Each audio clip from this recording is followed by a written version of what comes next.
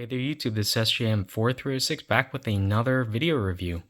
This time we're going to do a bit of a different thing. We are reviewing headphones, but I'm actually doing a shootout between the Eksa StarEngine Pros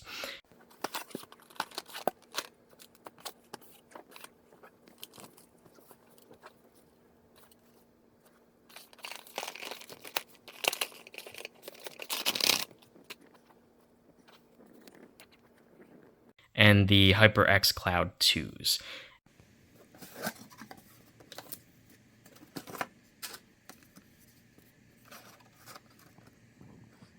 And both of these headphones were provided by Eksa in order to do the review, but I'm treating these as if I bought them myself.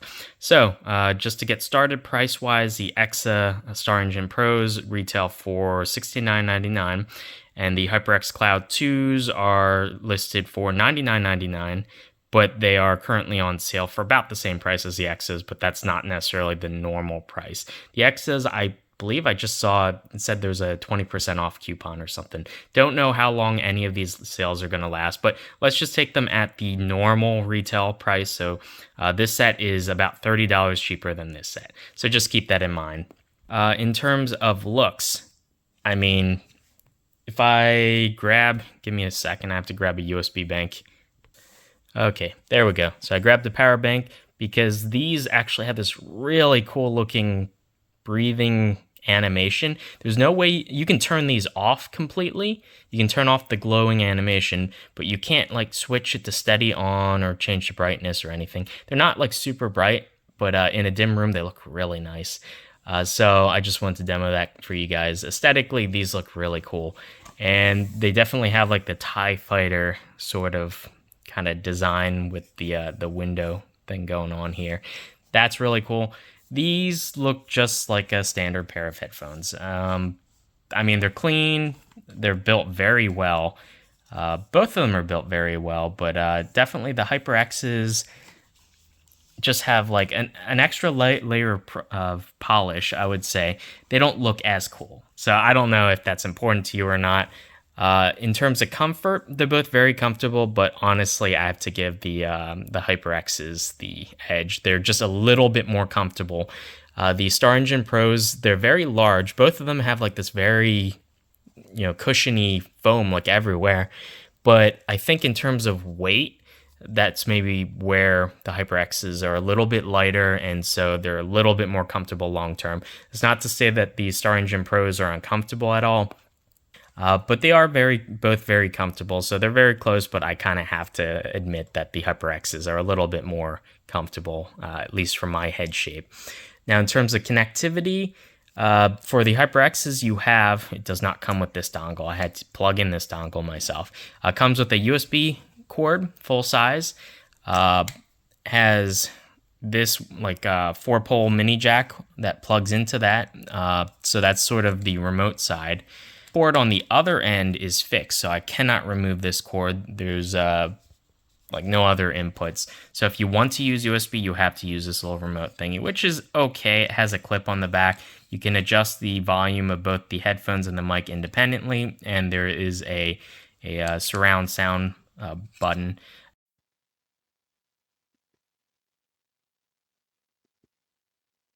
And there's an additional switch to mute, like permanently mute the mic, and you can flick that if you don't want the mic to work.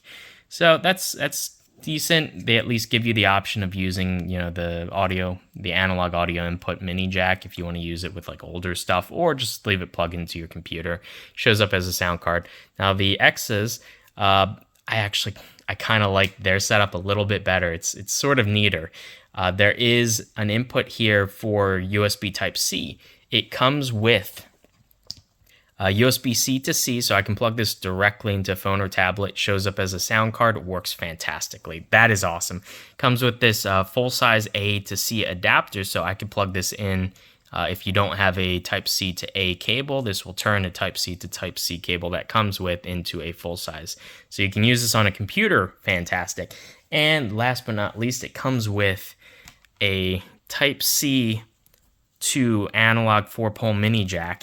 And so this is for listening to older things like iPods and whatnot that only have analog outputs. So I think in terms of flexibility, I'm going to have to give it to Eksa.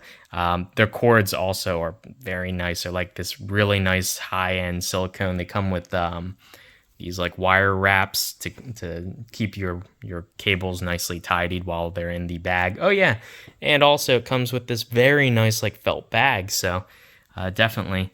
The Cloud 2s, they don't come with a bag. They don't come with any extra cords. It's just this one cord, the analog, and then the remote control dongle thingy.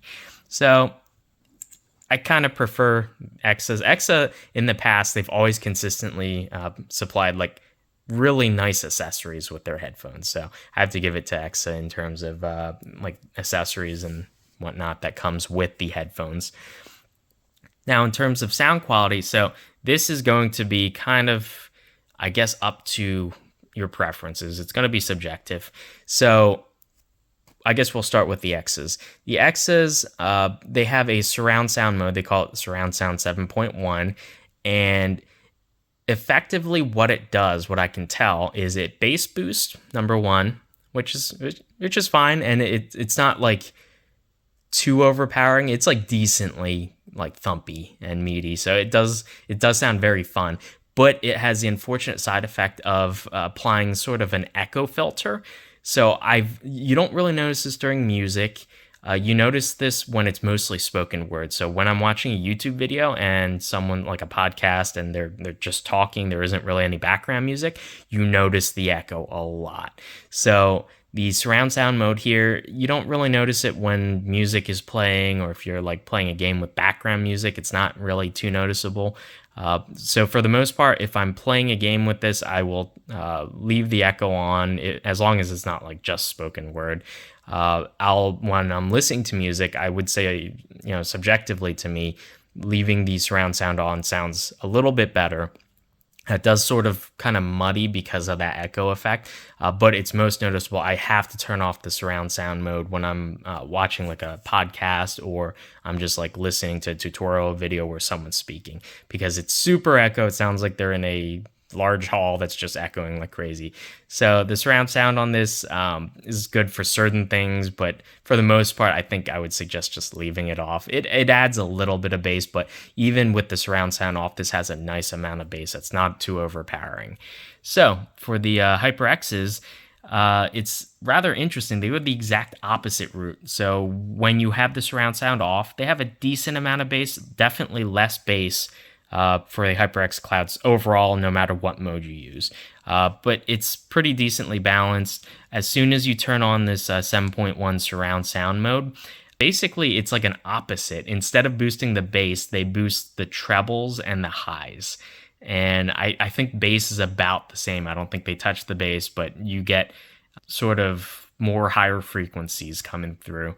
And it's okay. I mean, from what I was listening to, at least with music, it sort of sounds a little bit artificial and natural, having the high frequencies boosted all of a sudden. It's sort of not shrill, but it's a little bit harsher, I would say.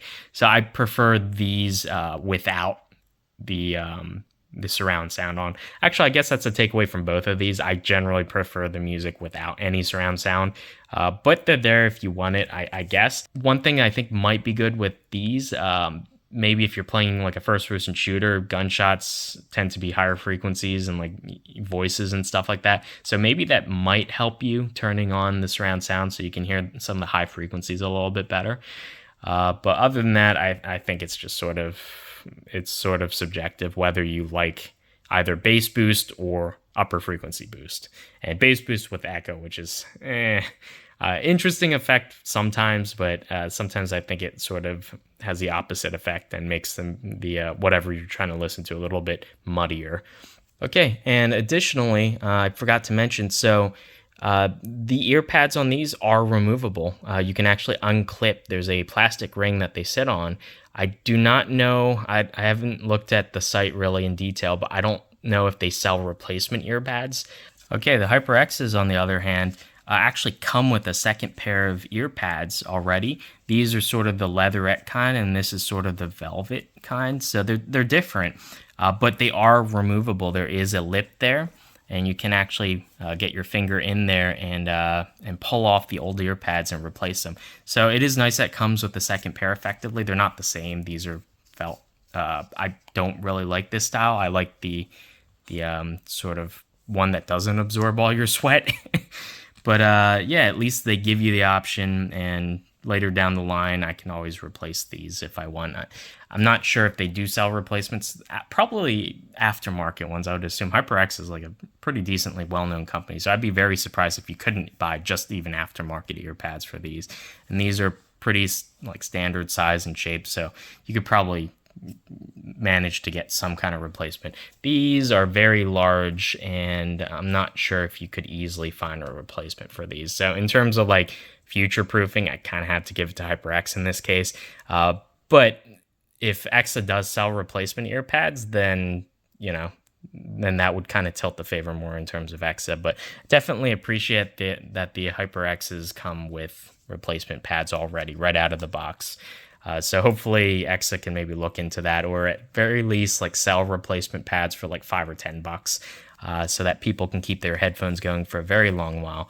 So one other thing I forgot to mention, the construction quality. It feels like it's metal on these ear cups, plastic on the sides here, and then metal for the band and the earpiece part. There is a little bit of articulation. There's up, down, but not really left, right on the HyperXs. On the Eksas, it's kind of almost identical. One other thing I forgot to mention, so this has obviously a digital volume control, but if you want to use it over an analog source, you have to disconnect the remote and plug directly into the headphones. The cord is only about like not even 2 feet on this. So this isn't very practical. So the Cloud 2s aren't really practical to like listen to analog music unless if you have a headphone extension cable, which that's sort of a shame. The Eksas, the cable that it comes with is plenty long. It's like over 4 feet long. The analog to USB-C cable, so no issues listening to analog audio on these. And in addition, because the volume control is built into the headphones instead of this remote, you can always adjust the volume here. Now, one thing to say with the StarEngine Pros, if you plug in an analog source, the lights don't come on because there's no USB power, and also the surround sound doesn't work because there's no USB-C power. So when you plug this into an analog source, they just work like regular headphones, and the volume control works. And the mic will work as well because there's a mechanical switch here for the muting function. Nothing's electronic, and it just passes through the audio through the extra contact on the headphone cord here. If you look, there you go. And in terms of the mic, both of them have removable mics, and they're both very similar. So I'll just put them next to each other. So the left is the Eksa and the right is the HyperXs. So they both have this sort of foam covering on the mic to like wind screening. They both have actually very similar like wire armature that holds its position when you bend it. And they're actually both similar-ish lengths. The X is a little bit longer.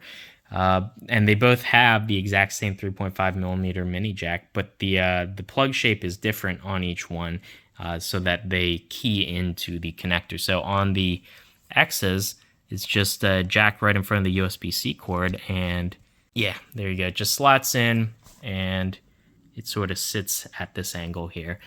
On the Cloud 2s, it's on the side with the hardwired cord. Sort of just plugs straight in, and it is keyed, so both of them, it has to actually click in there, and it sits like that. So let's take a look at the audio quality of the mics on both of these guys and do a comparison there. Okay, so this is a test of the Eksa StarEngine Pro's microphone, and I'm recording currently into WAV uncompressed, about 700 kbps. So hopefully this gives you a good idea of what the mic quality is like. Okay, now we're doing the exact same test with the HyperX Cloud 2s, and this is once again being recorded in uncompressed WAV, about 700 kbps. So hopefully this gives you an idea of what the HyperX Cloud 2's mic sounds like. Okay, and now it's Eksa's, but I'm recording directly over USB. Let's see how this. And now we are doing the exact same test, but with the HyperX Clouds over USB. So let's see how this sounds. So overall, which headphones do I like better? This is a tough one. In terms of what you're getting for the money, they're both very close. So I would say in terms of like performance, they're both very close in terms of quality. It's almost a moot point. I would say that they almost tie. For like comfort, they're very similar as well. Any one thing that one brand Eksa or HyperX does a little bit better than the other is kind of balanced out by something else that the other brand does a little bit better. But overall, I'm actually really happy with the X's. I think that $30 price saving over the HyperX's is enough to kind of push me in the direction of Eksa, even though it's not as well known of a brand, but I own a couple of their headphones already, and I've never had a bad pair of headphones from them. They're always really solid. They punch above their price range, and they're really good quality. So I've used a couple of them for already like at least 2 years, and pretty happy with them. So honestly, it depends what you're looking for. And huge thanks for Eksa for sending both of these in. I tried to be as impartial as possible, even though both these headphones were provided free of charge to me. I tried to look at this. If I spent $70 and if I spent $100, how would I feel about the purchase in terms of what their performance is? And hopefully, you guys enjoyed this video, and I will see you in the next one. Bye.